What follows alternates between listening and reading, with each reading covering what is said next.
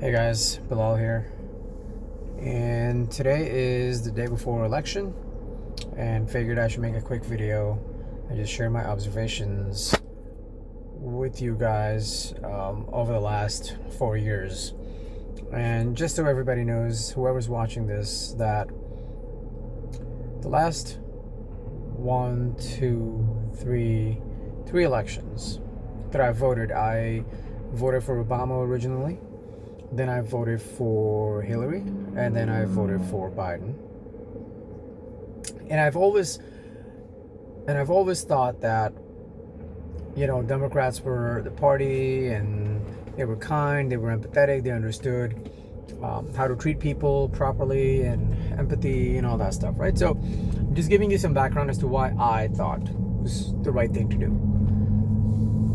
One of the things that changed in my life, not in my life, but more so in the sense, one thing that I noticed in the 2016 election was Bernie Sanders' entry into the Democratic Party, and the kind of things he started to talk about, he could just never resonate with me. Things like, the socialism aspect of things, how we're really not a democracy, but a socialized democracy, or some term like that, and we should have, paid for things, with health insurance and all that stuff. And while some of those ideas sound really good, and they sounded good to me, what I didn't like was his whole approach to the conversation that capitalism is a really bad thing. When I started to see that, even though he did not win the candidacy of the Democratic Party in 2016, I felt that a lot of people on the Democratic side wanted him, and I mean the voters, they wanted him to be the nominee and not Hillary. And the only reason Hillary became the nominee was because that's what the Democratic heads wanted, right? So they set up the system, the coverage, the media coverage of the entire primary process in such a way that Hillary won in the end, and Bernie Sanders was just sort of cast aside. However, while all of this was happening, that was also the time when the rise of Donald Trump was taking place. And nobody knew at that time how big that rise was going to be, right? Now, I was a Hillary guy. So I was happy that Bernie was out. I was happy that Hillary finally was going to win. And I knew, there was some corruption involved with, her stuff. But I accepted that as someone that's been in the limelight since 1994, probably earlier, but 1994 would have some scandals. I accepted that with a grain of salt. I said, you know what? She's a woman. I'm going to support her. Any other man that, if they had been in the kind of spotlight she had been in, one-time senator, first lady, tried to get healthcare stuff passed, they would also have had scandals, maybe worse. So I'm going to give her a pass on that, and I'm going to vote for her, and I'm going to hope that she wins. I mean, I was confident. I think everybody was confident that she was going to win. Especially when grabbing by the video came out of Trump's, 2 weeks before the election. And when that happened, even with Jim Comey's comments about Hillary, we were all confident that it was going to be fine and Hillary was going to win. Yet on the election night, we saw that the true rise of anti-establishment feelings in the country was rising. Now, at that time, I didn't really understand how it was even possible that Trump won, right? And I remember going to work the next day. I was emotional, somehow made it to work, and then I realized everybody else was emotional, especially the very young Bernie voters that decided not to vote at all. They were like, we had no idea that Trump would actually win. We were just very anti-Hillary, and that we have learned our lesson, and we're not going to let this happen again. So my instinct was that how is it possible that someone as racist as Trump, someone as divisive as Trump, someone that clearly doesn't like minorities as Trump, was able to get this many votes? I don't remember the exact count of votes, but it was a very high number, probably around, 50 to 60 million maybe. I was like, how is that possible? And then, the news media comes out and says, oh, Russia wanted Donald Trump to be president. I'm like, aha. Right? So maybe something happened. Maybe they were trying to indirectly help through bots. And I remember my brother and I both, we noticed on Facebook that there were just, whenever any big article was posted on Facebook around that time, there was always this bot that would comment first. Well, that was the first comment on every single article, every single post, every single video. And people would start arguing with that bot, thinking it's a real person, but that bot would never really respond. But these comments were always set up in such a way that it seemed like somebody did that on purpose. Over time, we found out that those were bots. And we were like, see, so maybe this is how they were trying to help Trump by starting all these conversations. So anyway, so that planted the seed in my head as a Democratic voter, thinking, all right, so essentially this is how Trump won, right? They divided people through these comments, and yeah, so Trump won, right? So the whole Russia collusion stuff started. The special counsel, I can't remember his name now, he was in. 2 years went by, no one respected Trump. Everybody felt that resisting Trump was a very patriotic thing to do, from actors to Hollywood to the media to even, regular people. But something about this whole thing was just not adding up. I mean, how is it possible that we live in this one country and half the people are still supporting him? Yes, his claims about this is the biggest inauguration crowd and all of that sounded strange, but at the same time, it was still a very large crowd, right? And so I am one of those people. Something about the whole situation was just not making sense to me. Now, the town I live in, I know that 40% of that town does vote Republican. So I started to have conversations within my town, and I asked people, okay, explain to me, why is it that you voted for Trump? And that is how my journey of understanding people that I didn't agree with started. I spoke to hundreds of people, and that is also the time, actually a little bit before that I was getting into the business of opening a small restaurant. So I was still going to continue to work in corporate America, but I also wanted to have my own restaurant. And because of owning a restaurant, I get to meet a lot of random people, right? Random people, new people that I don't know. I'm not going to see them again. Sometimes I might if they like the food. And I just wanted to know from these people, okay, tell me, why do you like Trump? What is it about him that you like? And I've come to this conclusion, and this is, obviously it's taken me a very, very long time, because in all these years, there was another election in 2020, and I still voted for Biden. And I really thought that Biden was going to lose, and he was losing until, the mail-in ballots came, and that completely changed the entire scenario of that election in 2020. But before that, Trump was on his way, and I was very, very sad and depressed while that was happening, even though it had been 4 years that I've been talking to all these people. But I still wanted Biden to win.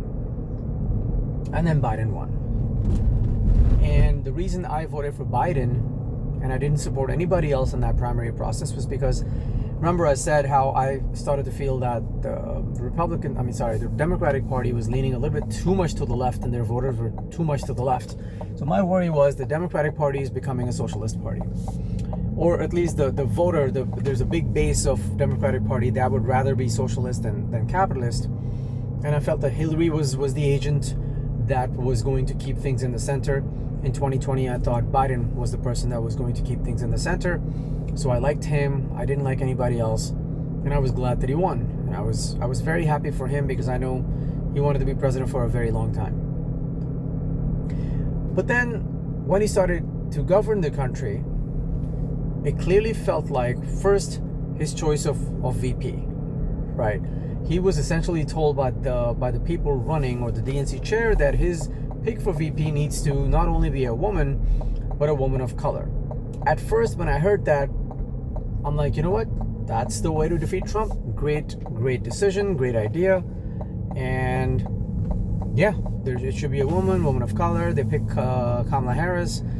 And I still remember talking to my sisters about who Kamala Harris is. She is half Indian and she's half black. And that, she essentially is a Desi person. And then they won.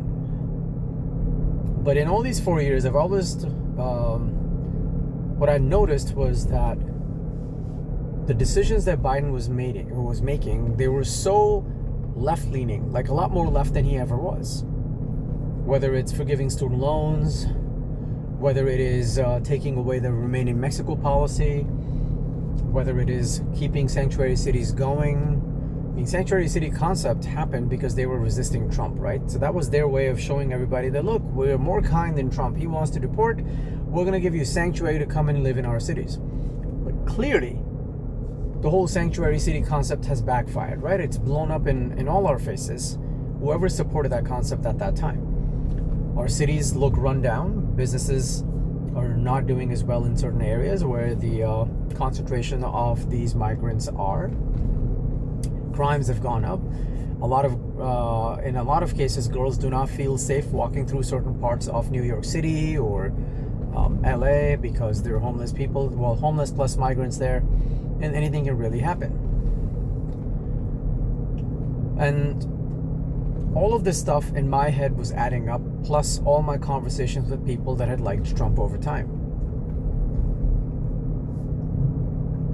And obviously, I was also gaining a lot of experience in terms of business, how to hire people, how to give people jobs, how to help them become good workers, train them, support them, take care of them in their bad times. But at the same time, how do you really turn that into a successful business? So what you really learn as a business owner, or especially at a restaurant level, is that is where the economy starts. When someone takes a risk, starts a small business, and they hire people and they offer services to people, or they start a business and they know exactly what kind of food they have to serve, and they say, okay, if I can hire people that can cook this food, and then if I can hire a cashier that can sell this food, then in that case, I've created 2 jobs. I've also made money for myself. I do not have to report to anybody else in corporate America. And I can be my own boss, plus I can be a really good boss to other people, and I'm contributing to the economy by creating 2 jobs. Those 2 jobs that I create are now an opportunity for someone to come and make money. If they're very young, this could be their stepping stone job. If this is someone that wants to work 40 hours, this could be their main job. And it feels good, right? It feels good. There are people that you are able to hire. And obviously financially, if your profit margins work out the right way, if minimum wage is balanced, and if your inventory is under control, if your payroll's under control, rent's under control, you end up making money. But it's an amazing feeling. But once I was able to, get to full circle of that knowledge, and by the way, don't forget that I was still working full-time, right, in corporate America. I still am. So now I'm seeing both perspectives, working for someone and being in a position where I'm able to hire people. Everything in my mind started to change, right? I realized that all this stuff that I thought I understood about the economy, thought I understood was the right thing to do in the society, was actually a complete hoax, right?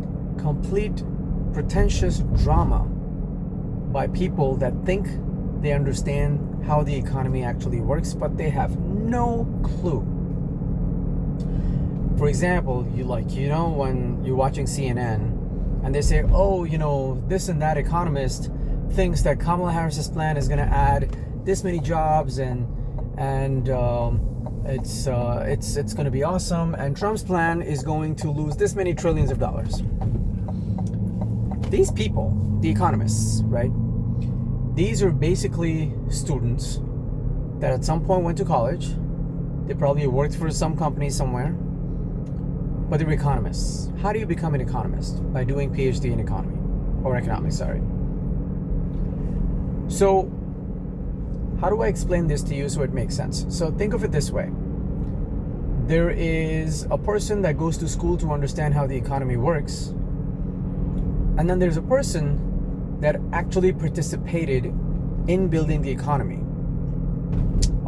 Someone that took all their savings, started a business, they actually created jobs, and they went from there. And they never went to school for economics, this person, right? They had to learn how this works by taking that risk.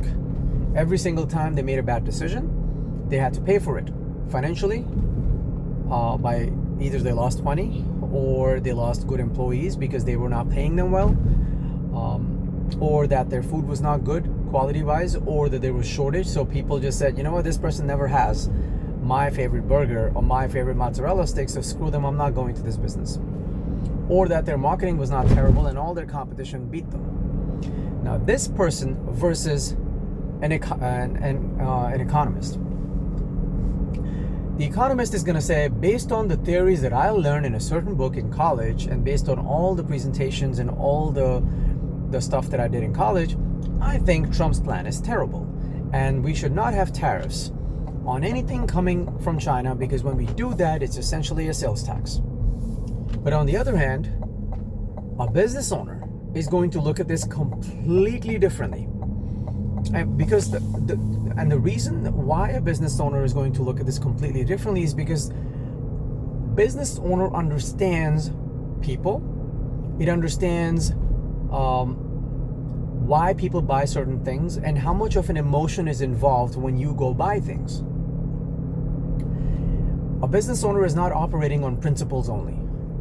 You operate on principles when you don't actually understand what the game is all about, right? So essentially what I'm saying is, going to college learning economy is good. You obviously know more about the economy than someone that does not have a business, that is not educated, that didn't go to college. So yes, of course those people know more than them.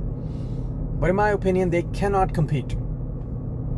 They can't even come close to an actual business owner that's been in certain business for a long time. They can read as much as they want. It is never, ever going to be the same as owning a business. That's just the reality of the matter. And what we are seeing right now, the divide that people don't understand Trump's actions and what he is saying, besides, the rhetoric that he uses, because it is what it is, right? His rhetoric sometimes can be offensive, and I understand that. But if you put that aside, when it comes to his policies, if you're not able to understand what he's talking about, most probably you're not a business owner. Most probably you are someone that would rather believe in an economist or economist rather than a business owner. And what I'm really trying to tell you guys, and I want to get this point across, is even a small, tiny business owner knows more than an economist about how the economy actually works. If this person's put in 5, 10, 15 years in a business, there's no way an economist can ever compete with their knowledge. Think about it, right? An economist went to school for a certain major, spent 4 years, but they were not just learning economics at that time. It was probably a lot of their subjects, but they were taking maybe 3 classes a semester out of 5. They spent 4 years over there. They come out to take some test that was created years ago, does not take any new trends into account, does not understand how the buying has changed over time, or what kind of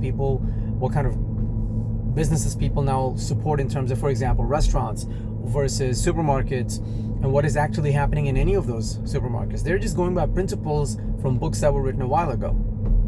And even if those books were new, they're still just principles. So there's no way that person can compete with an actual business owner in terms of understanding what the business is. So Trump's rhetoric, not rhetoric, but his policies, when I looked back in 2020 or after 2020, once Biden was elected, and I saw his decisions, I'm like, okay, hold on a second. So people keep saying that America recovered the best in terms of the economy as compared to everybody else in the world. Who was in charge at that time? It was Trump. And then Biden came and he pretty much repeated everything that Trump had done with stimulus and all that. We did have vaccine. That's a separate subject, whether or not how much you believe in the vaccine and all that. But the vaccine allowed businesses to go back to being normal. I don't think we can disagree there. But who was it that started? What was it? The Project Warp Speed or something like that? Who was it? It was Trump, right? So the point I'm trying to make, sorry for keep changing angle because of the light here. The point I'm trying to make here is that as I was looking back at all of this over time, I said, is it possible that ever since I voted for Obama the first time, that I've been wrong? Is it possible that I have become such an emotional creature over time that in plain sight, I am missing the entire point of what Trump is actually trying to do and who he is in terms of his impact on our economy and our country? Is it possible that when they say that he calls people vermin and he calls Mexicans racist and all that stuff, that is it possible that he's being taken out of context? I mean, clearly half the country likes him. Either they're the ones that are completely wrong, or the side that I'm on has no idea what's going on. Then I had to ask myself, okay, how do I get my information? And clearly it was mostly from CNN. Sometimes I would watch Fox News just for the entertainment, thinking, see, these guys are delusional. They think Trump is right. And then after 2020, I saw them denounce Trump too. I saw them put Trump down too. So what is going on? But yet, people still like him, huh? And then I said, okay, if I'm clearly not getting all the information that I want. And I started to then listen to independent media. Both sides, by the way. I can't remember the guy's name. He's the guy that believes in polls. I started to listen to PBD. Now, PBD, I do listen to, Patrick Bet-David, but I do think he's a little bit too right-leaning sometimes. And I respect that. That's fine. But the biggest podcast that really made me start to think about this stuff was Joe Rogan's. I usually only used to watch Joe Rogan's podcast related to space and science and things like that. But over time, I started to feel something's going on. Then I saw Elon Musk. He came to Joe Rogan. He talked about certain things. And then one podcast after another, I just kept seeing this shift in a lot of people, men and women, that would be on these podcasts, random guests that may have voted for, Biden, Obama in the past. They would simply, without taking side, their natural thought process, as more and more information came out about the Russia hoax, about how Twitter and all social media companies controlled the Hunter Biden laptop story from coming out, at the eve of last election. And knowing what Jim Comey's comments had done, it made sense that, okay, if that had come out, who knows who would have won. Now, if that information was blocked, who blocked it, right? And then if the Democrats were behind it, that means the Democrats told the social media companies not to release that, right? And social media companies actually listened to it. And these social media companies have these platforms, so they're clearly listening to one party. Is that okay? And if it is okay, why is it okay? Is it okay because it seems to be the right and patriotic thing to do? So when it comes to patriotism, it's okay for the government to tell a sitting party that's running the country to tell, well, not sitting party. They were not sitting party at the time, but a party with enough influence over social media to tell them what to release and what not to release on their platforms. So all this stuff just started to sort of, get in my head and I started thinking. And look, guys, I was as liberal as they come. Not Bernie liberal, but I was very liberal when Obama was running. I went to his rallies. I made contributions to his campaign. I made contributions to Hillary's campaign. And I think I also made contributions to Biden's campaign. But all this overload of information that was in my head was telling me that, dude, something's up, right? Something's up. This is not normal. Everybody hates one man. Everybody thinks this man's the worst thing for the country. Everybody thinks that he caused Jan 6. One man? Really?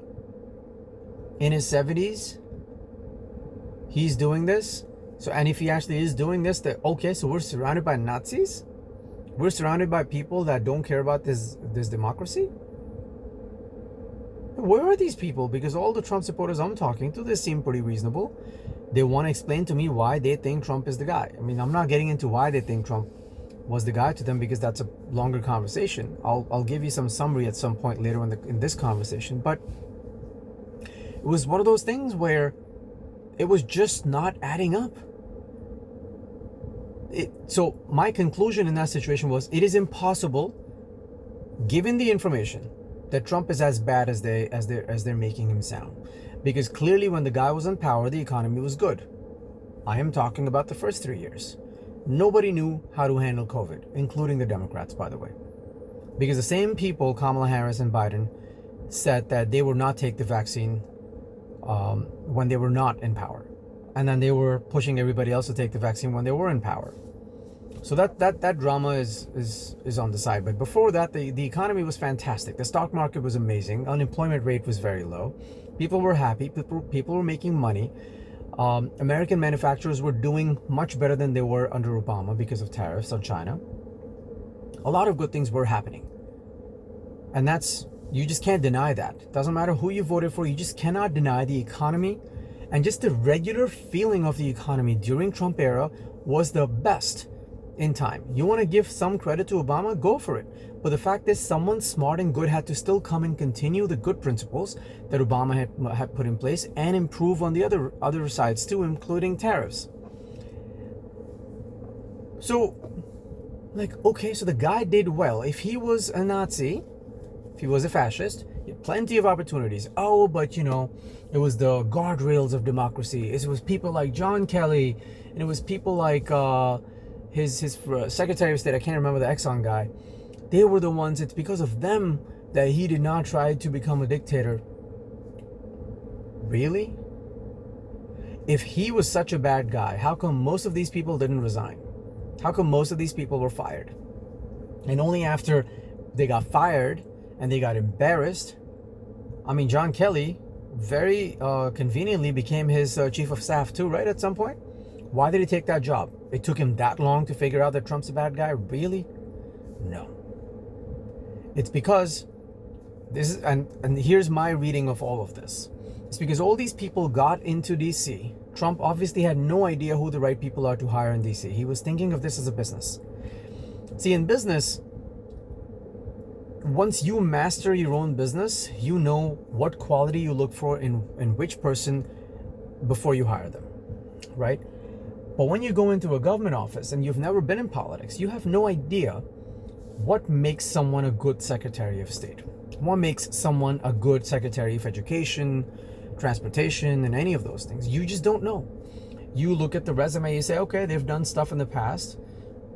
They have, risen to whatever title, or they've made it to some office, whether it's mayor or governor, and they must be good. So you hire them.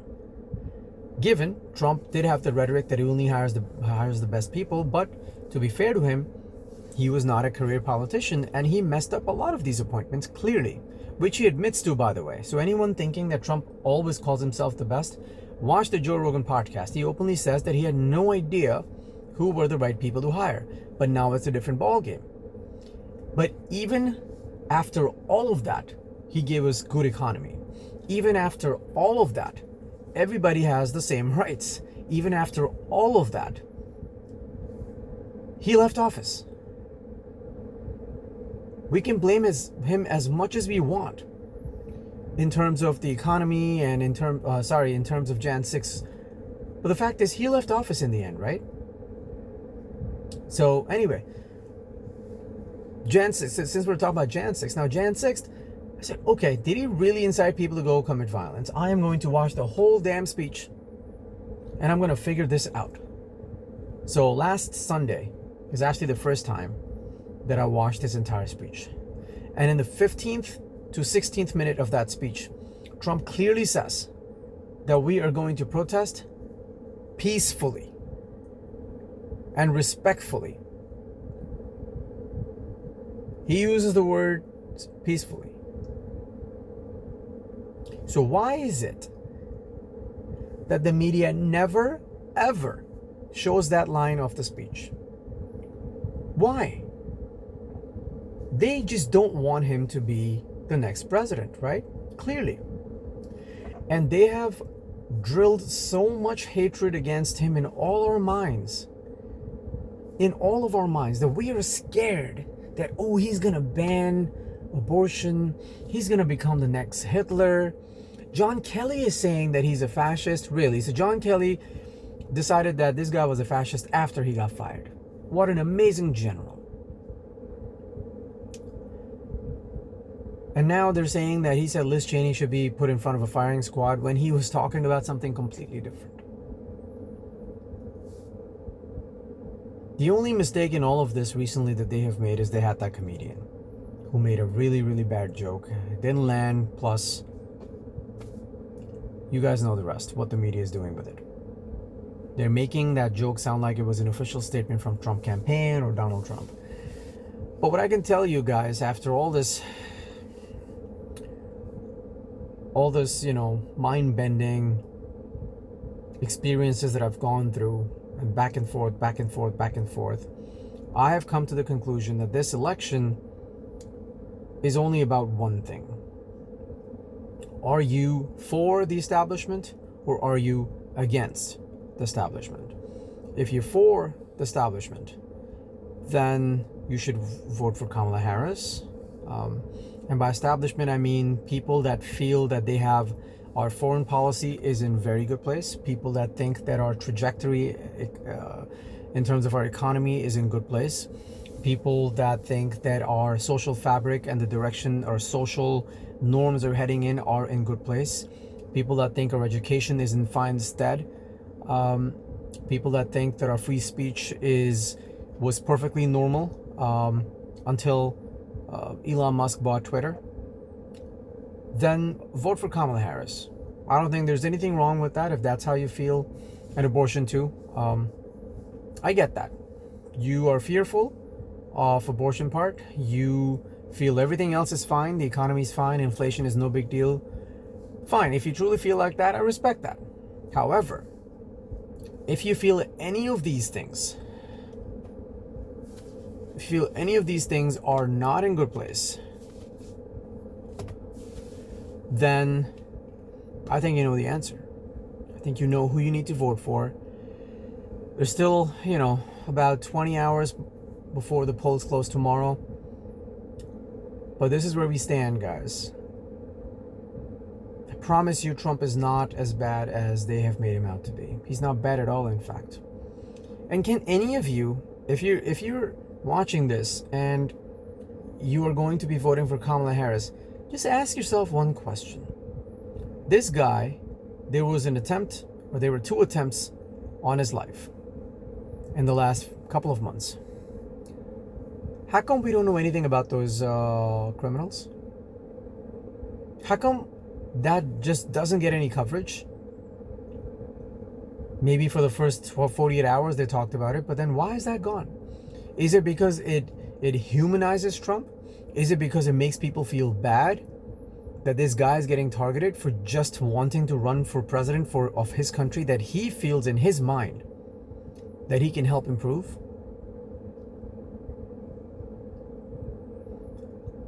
Think about it, guys. And then few weeks after the assassination attempt, his ex-chief of staff comes out and calls him a fascist. Someone is trying to kill this guy. more than one person, yet no one cares.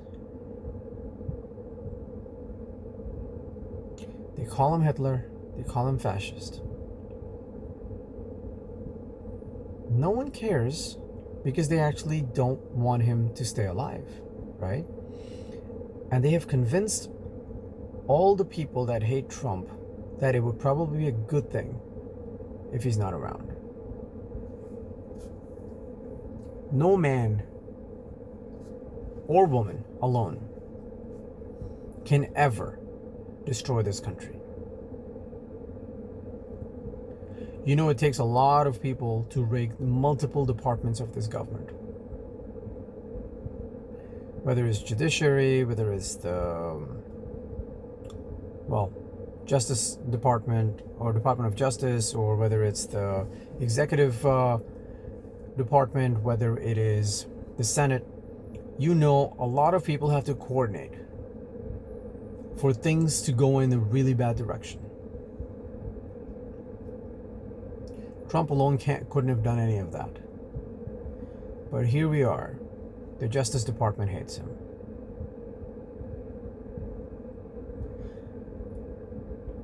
The White House hates him. The sitting president just called all Trump supporters garbage. Then there is the Judicial Department, which is separate. And the reason they're not going against Trump is because, obviously, clearly they are conservative majority and they're not going to go against him. So he's lucky over there. Otherwise, he would be in jail right now. In all of that, the current Justice Department, whose head was appointed by the sitting president, wants Trump to be sentenced to spend time in prison. Think about all this, guys. I mean, I understand some of you don't like Trump. I get it. But for a second, just put your personal dislike for Trump aside and just think about it. That so many people don't want this man to be in the White House, even though they know there's so many other departments that can balance out his power. His first term was clean. Jan 6th was not his fault. It was an overreaction of some of his supporters, mixed with confusion with some people that were just protesting. He was not responsible for it. His first 3 years were fantastic for everybody. He still deported less people than Obama did. He started no wars. Economy was good. He took away no rights from anybody.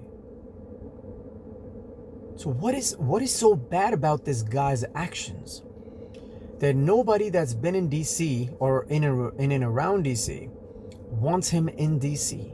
Have you ever asked yourself this question? They don't want him in White House. People that are in Senate, they don't want him to be their president. The generals that are in DC, not the ones on the ground, that are in DC, that have that nice elite lifestyle, they don't want him. Is it possible that all of those people like to function a certain way where they all scratch each other's backs?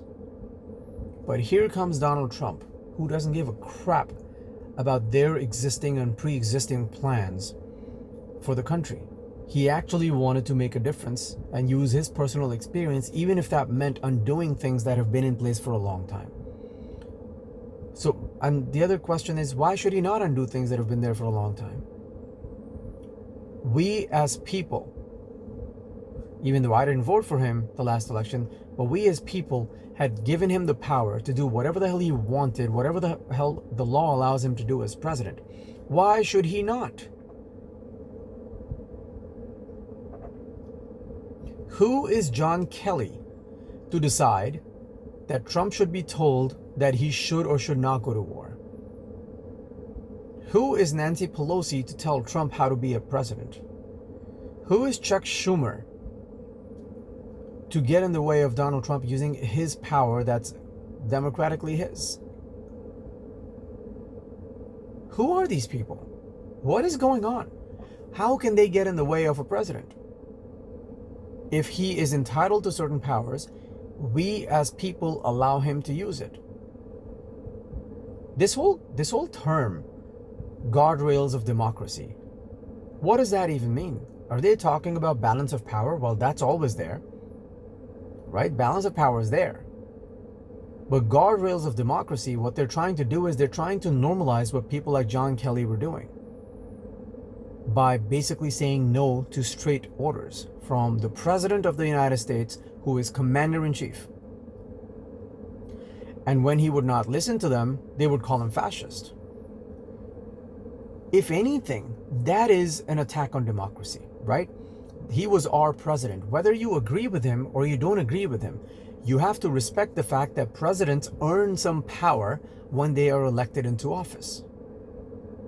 And if you're not going to give them that power and you want to have a puppet president, if not today, tomorrow, if not tomorrow, next year or next election cycle, you will end up in a situation where someone foreign is possibly going to own our president. You can never allow office of the president to be something that is available for sale, where you become president and generals say, listen, look, we're making a ton of money, right, with all these wars that we start. Our contractors make a ton of money, so we're going to help you out. When your agenda needs to be pushed, we're going to help you as much as we can. Here's our foreign policy. These are the countries we want to attack. Low-hanging fruit. We're going to go and make some money, and we want you in on it. We want your support. And then let's say if someone like Donald Trump goes in, he's like, no, we're not doing that. He's like, sir, you're going to have to do this. Otherwise, you're going to have problems. Okay, go ahead. Do whatever the hell you want, but I am going to do what I think is right for the country. Next thing you know, there's a statement from John Kelly that Trump is a fascist. He wants to know how Nazi soldiers were so loyal to Hitler. On that topic, by the way, soldiers in general should be loyal to the president. End of story. Even if a president is passing a really bad order, you have to be loyal. That is how the military works. Commander-in-chief is your head. If you don't understand how the military works, resign from being a general. End of story. But that is how the hierarchy of power in this country works. Military is under the president. Donald Trump was not going to Chuck Schumer telling him what to do. He was going to his military that was under him. They have no right whatsoever to say that he cannot make decisions that he is constitutionally entitled to make.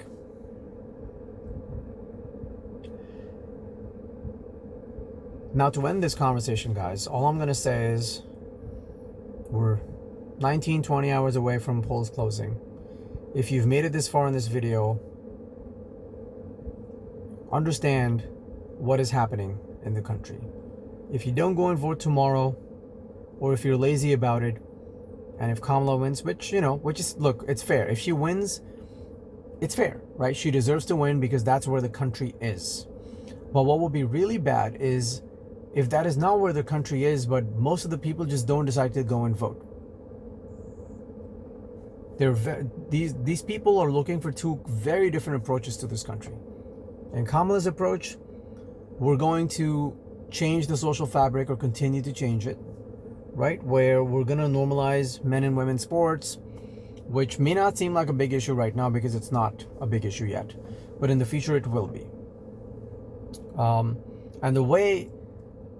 And it's not, I feel like they're using people that are trans for their own advantage, which is just so sad. What they're really trying to do, in my opinion, and I don't know if this is a group of people that sat down and came up with this idea or if it's something that they have observed over time and they're just doing it. But in my opinion, what they're really doing is they're telling us, or they're teaching us, they're training us to never trust our own generational instincts on anything. You sure that's a man? Are you sure that's a woman? Yes, I am. Are you though? Are you? You should really ask them. Okay, so I can't even be sure about someone's gender now. Oh, well, but, and the reason you should be that way is because that makes you kind. That makes you empathetic. You're not assuming anything about this person. Don't judge. When a politician trains you to not trust your own natural instinct, they have you. It's game over for you. Because once they make you feel that you can never be sure about what you're thinking about people, you're never going to be sure. That's exactly where they want you, because now you need someone to guide you. And who is going to guide you? It's going to be Kamala Harris. She's going to tell you that you can be anything you want. You want to be a fairy? You can get surgical wings. So what if you can't fly? So what if you can't have babies, but you can be a mother? As a man, by the way. I'm not talking about biological women. If a biological woman can't have kids, that is an anomaly. That's not the norm. But no biological man can ever have a baby. Confusion. Misunderstandings. Create so many misunderstandings and confusions that people just stop asking questions. And when they stop asking questions, they do not hold anybody accountable. They don't hold anybody accountable for where their money went, the tax money, where it's being spent. They're too focused and too lost on just surviving day to day. They're never going to ask you why the economy sucks. They're never going to ask you why their daughter got punched in the face by a biological male in a boxing match. Her mistake was that she aspired to be a boxer. You guys really think that any girl would ever aspire to be a boxer after knowing that any boy at some point in their life can walk into that ring, pretend to be a woman, and punch them in the face? You don't think it's going to affect true women and their dreams in sports or in contact sports? You guys really think you have figured this out if you're a Kamala voter? And you really think that Trump wants to ban abortion? Are you kidding me? Do you guys understand? And and that's one of the problems that all of you guys have that don't understand this. Ask yourself, whenever you see a disagreement from the other side, instead of dehumanizing the other side, instead of insulting and degrading the other side, ask yourself that why is it that this many people believe that abortion should be looked at in a different way? Am I missing something? Are these people truly against women and their bodies? Or is there more to this? Have you ever sat down and just listened and hear out the other side? With multiple people, by the way, not one, because some people just have terrible opinions about abortion. I am for abortion, but I've also been able to sit down and listen to why nice, passionate, conservative people think normalizing abortion is a bad idea. Have you done that? Or have you just gone with the stupid rhetoric that places like CNN have? Ooh, my body, my choice. This is a women's right issue. I need autonomy of my body. This whole thing, these lines are terrible. They are totally illiterate. They're totally ignorant. They have nothing to do with what the nice, conservative, passionate Republicans or conservatives really want. Yes, and you still don't have to agree with them. But these lines make no sense. They are not trying to take anybody's right away.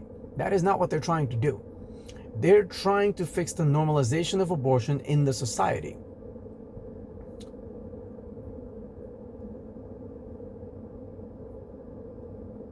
So, guys,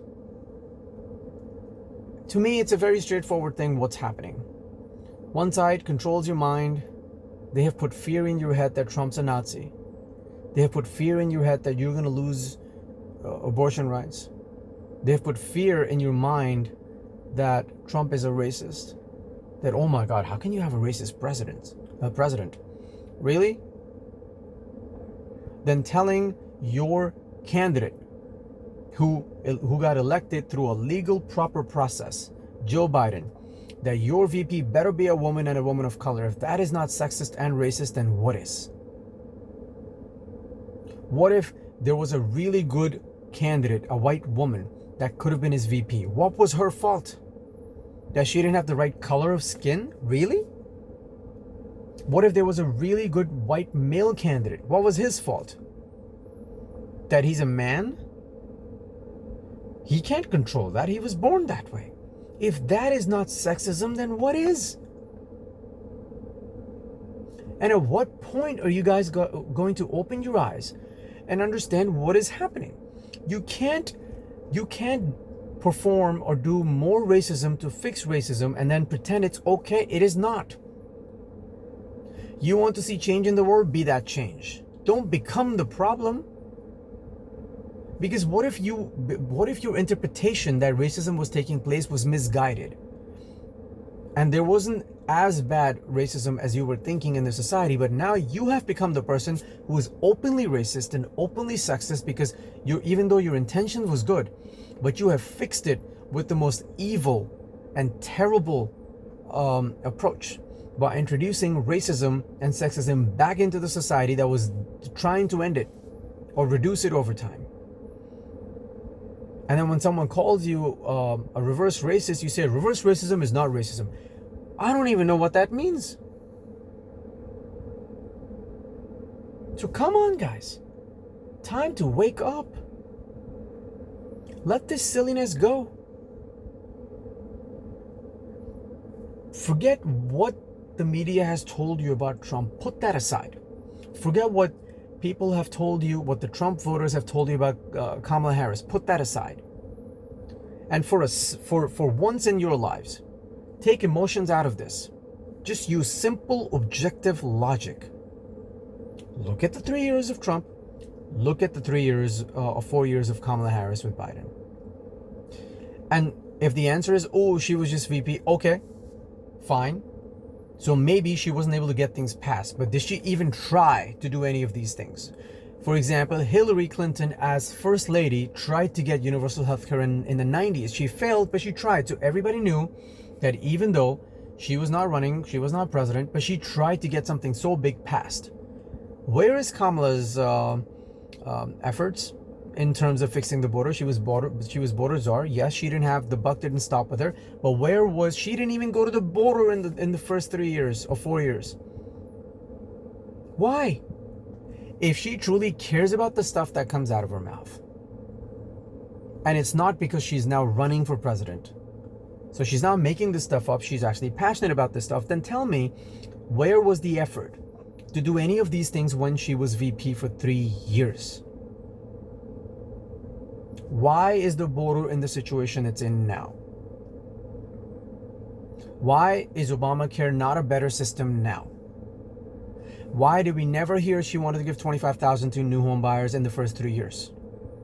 Isn't it just bribing people now? Ooh, look, I'm going to bribe you, so give me vote. Why were gas prices so high in the first 3 years, in election year they go low?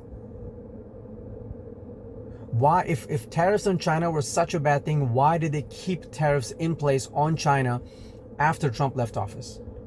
Yet they make fun of tariffs now, even though they still have them, but they call it sales tax. Are you guys really not able to see this?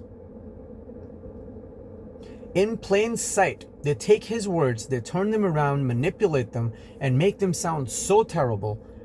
But you guys are so lazy that you would not go and watch the actual speech. That is who we have become. And I say we because I'm still a registered Democrat. But that is who we have become. We are lazy. We don't do our research. We take any worst possible statement from CNN and MSNBC and all those channels for as fact. And we assume that must be right because Anderson Cooper in his amazing suit and his really nice glasses said it. Guys, you can't trust anyone's words. Do your own research. It is really not that hard. All you got to do is say, okay, I'm not going to listen to Fox. I'm not going to listen to Joe Rogan. All I'm going to do is I'm going to go back and I'm going to watch the first actual speech where Trump said what they claim that he said. They openly compared the Madison Square Garden rally to a Nazi rally from 1939. Are you kidding me? You know there were Jewish flags in there? You know how many minorities were there? The blatant lies, the blatant made up crap that they say about Trump. So one thing that I don't know if you guys have noticed in the last 2 weeks that the media, the news media has started to do is that Trump has resorted to dark rhetoric. What does that mean? What do you mean dark rhetoric? Why are you trying to indirectly say things to scare the crap out of people when, one, everyone knows, well, not everyone, clearly, but I know that you're manipulating what he said, and then not only are you manipulating and taking him out of context, you're also applying this one general term to now every single statement that he makes, that dark rhetoric. Oh my God, he's so dark. I don't want a person that uses dark rhetoric. He must have crazy agenda that he's going to come in, he's going to become dictator, and then we're never going to be the same. We're going to have concentration camps. Just today I heard, sorry guys, I'm just going to plug my phone in before it dies, because this has been a pretty long video and I wasn't expecting it to be this long. Yesterday, Francesca, I can't remember what her full name is, Francesca on Piers Morgan show was saying the silliest stuff about how Trump, when he's in office, is going to put Latinos in concentration camps. She actually believes it. Think about that. She actually believes that crap.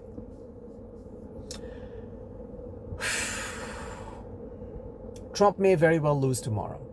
If he does, we know that abortion was a much bigger issue than Trump realized, and he didn't handle that too well at all in his rhetoric. And if that happens, it is what it is, right? He just didn't take that into account the way he should have. But what I can tell you guys is, especially women, if you're watching this, if you're a woman, please wake up to this. Enough is enough, guys. Enough is enough. We can't be so, what's the word I'm looking for? So easy or so easily manipulated that the moment someone hangs something in front of our faces that, look, abortion, abortion, abortion, abortion, you know, women's right. You can't just follow that. You have to say, hold on a second. First of all, take this out of my face. Let me do my own research and figure out what's exactly happening. I have 3 years of Trump. I have 3 years of Kamala Harris. She clearly was in line with every single policy Biden had. That's why she was his VP. So I'm going to compare the two, and I'm going to make my decision not on emotion. And we all know in life, no one's perfect. So if there are 5 things that matter to you, is Trump good on most of those things versus Kamala Harris? Take emotion out of it. His rhetoric, his language means nothing, guys. Absolutely zilch. I'm offline, so I can't do that. In the meantime, you can get directions. So, sorry, that was my car. You absolutely cannot take that into account. Words don't mean anything. It's actions. Actions, actions, actions. In any situation in your life, when you make decisions based on emotion, you know what happens. And when you make decisions based on objectivity, logic, you know you end up in a good place. When you're angry, you don't make good decisions. When you're crazy in love, you end up making a lot of bad decisions.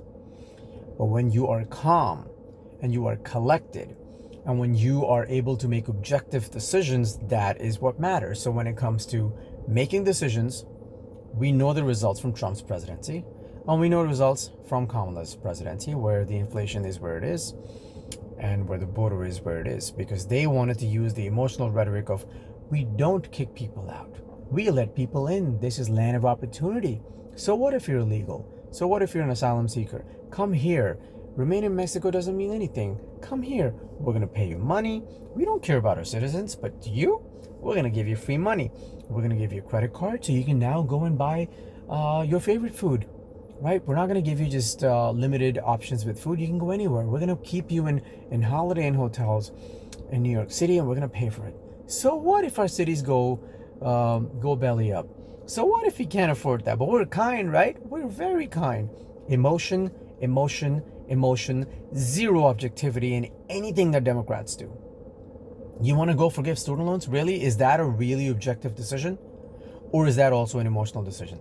Why did I have to pay off my student loans and now kids don't have to? Not now. I recently paid off my student loans, but I paid off my student loans. I didn't need any help from anybody because I worked my ass off. Democrats have become really good at turning people into victims, and they tell them and they train their minds, you're a victim. You're a victim. Someone needs to help you because you cannot fix your problems because we will. Here's a check. for forgiveness of student loans. Here's some weed, smoke it, get high, forget about your troubles in life.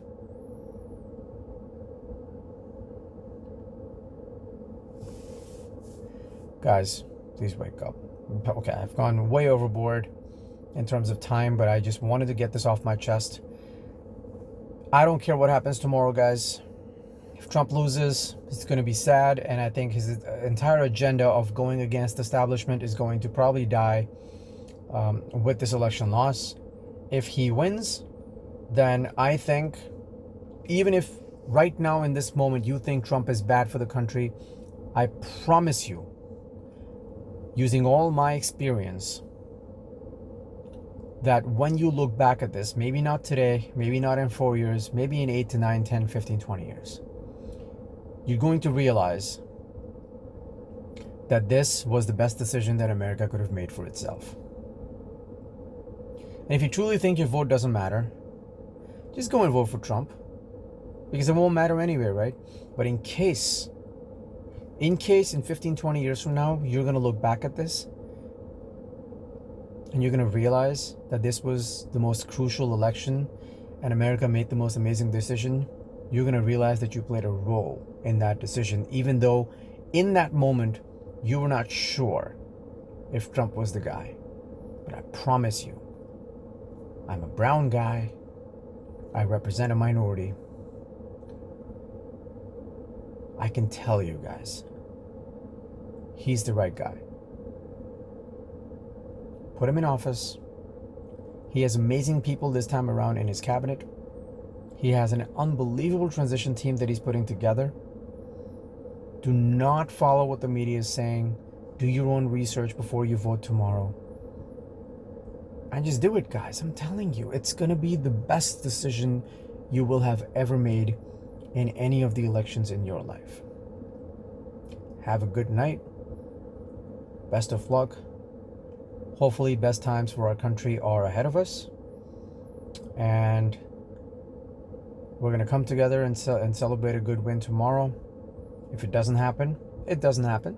The society is going to decide what it's going to decide, and we will all support it and learn to live with it. But right now, we have a chance, guys. So you have a good night. Best of luck. Let's see what happens tomorrow.